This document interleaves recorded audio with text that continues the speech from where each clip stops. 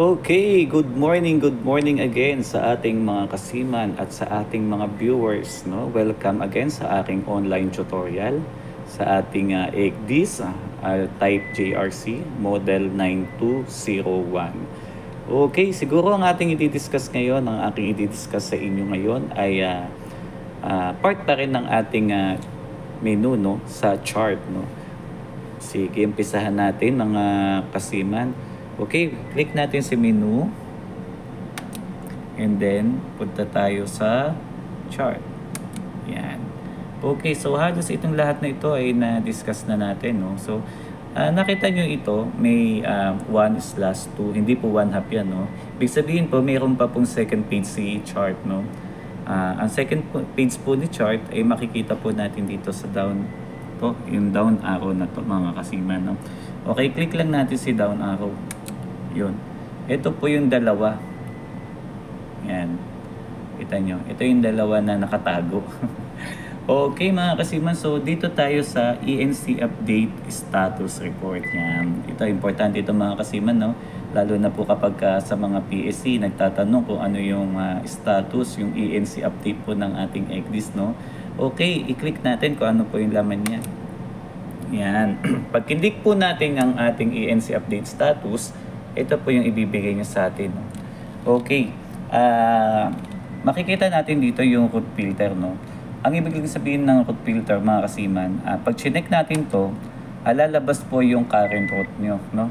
Yung current route. Halimbawa, galing kami po Jaira to San Francisco do Sul. Ito po ang i-check niya. Ito lang pong route na to, yung current route po natin na i-check niya po yung status na o yung ENC Update Status Report niya. Okay, ang binibigay niya dito mga kasiman is yung information.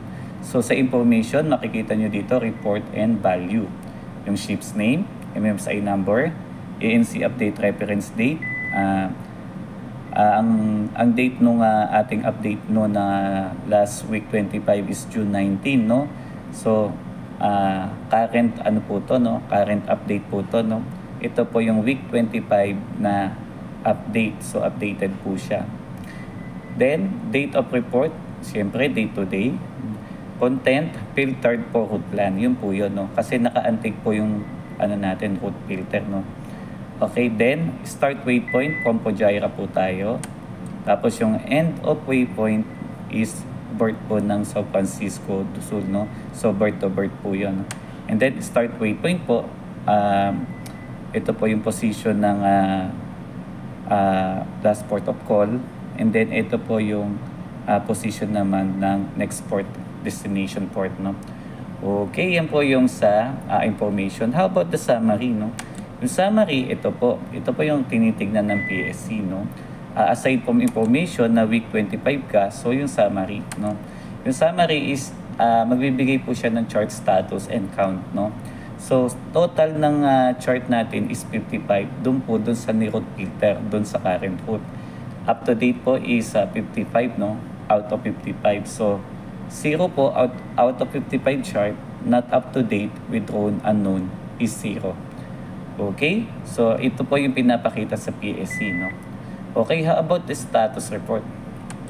Yan. Status report, ito na po yung mga cell name, no? Bibigyan po tayo ng cell name, edition, update, tapos issue date, expiry date, ayan, andyan po yan. Tapos yung status and action, no?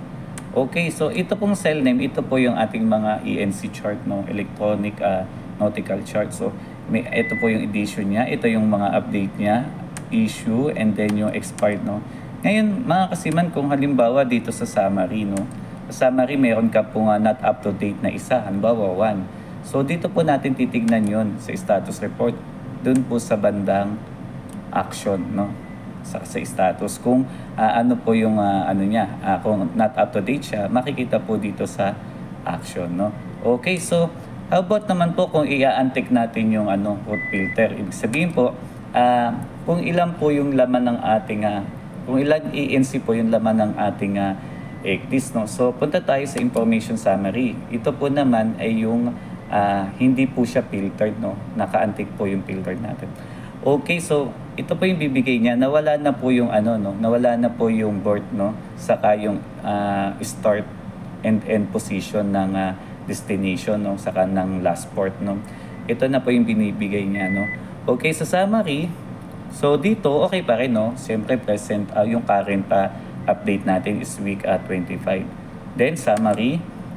Sa summary, ang laman ng ang total po ng ating chart, ENC ng ating this is 353, no?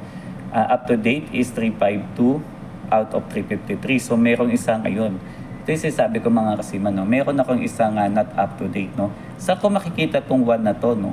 Kailangan i-request natin to bago pumasok ng birth, no? Kasi makikita pa to ng PSC. Actually, ang PSC naman, ang chine-check niya, kung hindi root filter, ay naka-untick o naka-unroot, no? Kung hindi po ito i-check, mas okay, no?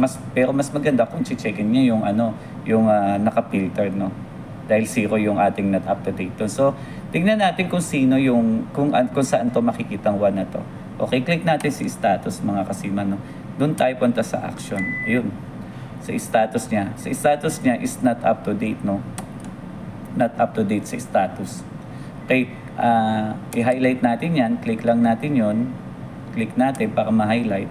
Then, i-drag natin to pa left side at makikita natin yung cell name niya. Yan yung 1U319230. Yan po yung i-order natin, no? I-order nyo yan kung saan po kayo nakasubscribe, no? Ito pong aming ECDIS ay nakasubscribe po sa Nabtor. So, sa Nabtor ko po to i-request. Next time, siguro, ipapakita natin how to request this not up-to-date ENC, no, cell name. Okay mga kasima, no, yan po yung ENC update status report. Yan mga kasima, menu, and then ito tayo sa chart, and then dun sa next page po tayo, no, and then ayun, sa ECDIS chart 1, no. Okay, sino ba itong sa ECDIS chart 1 at paano ba ito nakakatulong sa ating ECDIS, no? I-click natin siya mga kasiman. Okay. Okay, ano nangyari? O yun, sa ECDIS chart 1, ayan po siya mga kasiman, no? Ayan po yung binigay niya sa atin, no? Ito pong ECDIS chart 1, kung babalikan niyo po yung atin day 16, no? Doon po sa pag-i-install ng chart ng ECDIS chart 1, yung Alpha 4, no? Yung po ay kailangan para ma-view po natin itong mga to, no? Ito po kasing laman ni ECDIS chart 1, no? Yung information about chart display 1, chart display 2, syempre yung natural and man-made features niya, port features, depth and current, etc. Seabed, obstruction pipelines, etc. Traffic route, special area, aid services, buoys and beacon, pop marks, color test, diagram, approved new addict symbols, and of course the overview, no? Pag kinlik po natin itong mga kasiman, hindi po natin siya mabu-view. Ang kailangan po ay i-install po natin yung yung ECDIS chart 1 dito po sa datapad na doon po sa FMD system, no? Balikan nyo po yung aking day 16, nandun po siya. Ayun mga kasima, no? Ito lang po yung sa ating no, sa ating ECDIS chart 1, no? Ito lang po yung pinaka last na po ng ating chart menu doon sa second page, no? Okay mga kasima, siguro ating po sanang bubuksan, pero balikan nyo na lang po yung day 16 para makita nyo po yung kung ano itong mga ito, no? Doon po ito sa pinakita ko no last time sa date independent view, no? Kung natatandaan nyo sa day 16, andun po siya. Okay mga kasiman, iyon lang po at maraming salamat sa inyong panonood. This is your Kasiman 81. Thank you for watching. Bye-bye!